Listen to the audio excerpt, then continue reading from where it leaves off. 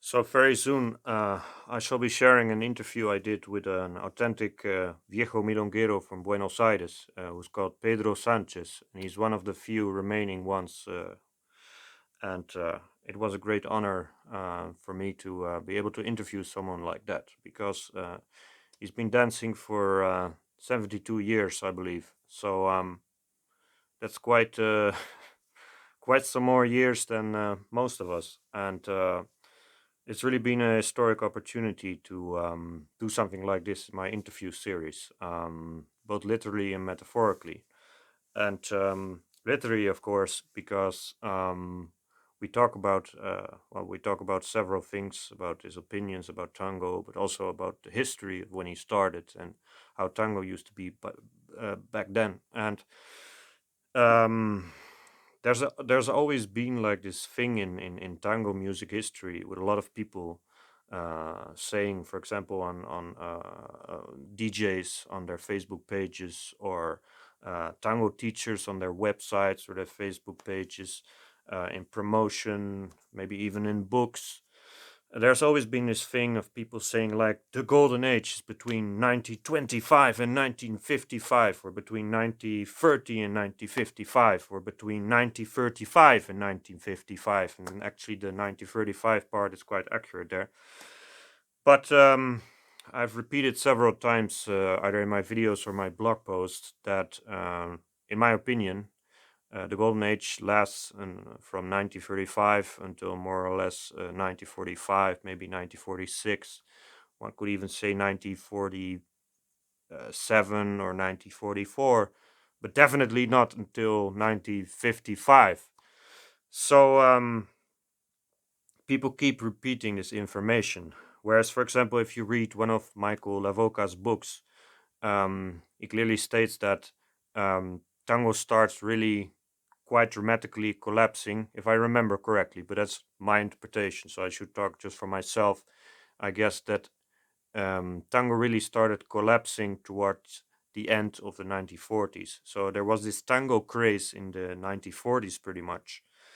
And we had D'Arienzo from 1935 and other orchestras really creating this immense momentum of amazing music and amazing dance music, both those things.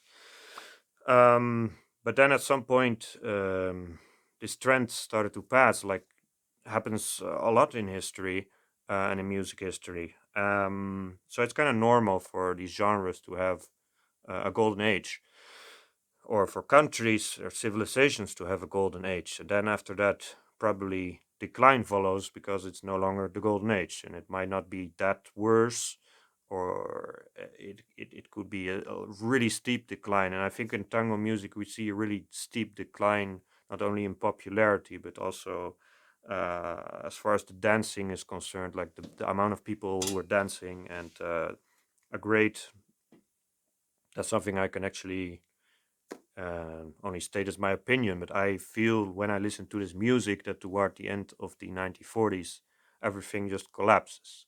So the quality is lost. The high quality of this music just starts to fade away. And then in the 1950s, we see music that's much more geared towards listening.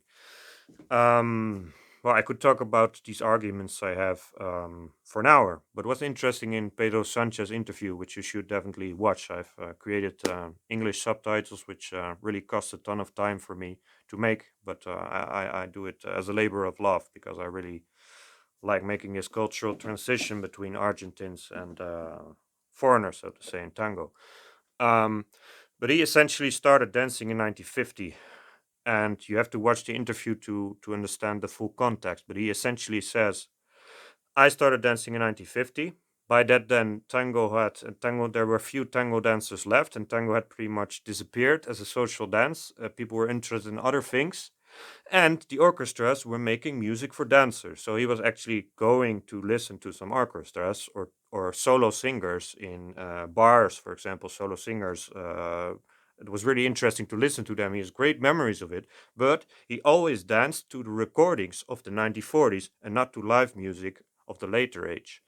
So this may be a personal opinion he has about music from the 1940s being better than the 1950s, But that's really not the only signal we get, that the later music was mostly or more meant for listening. And for me, it's totally fine if you really like listening to dancing to 1950s music.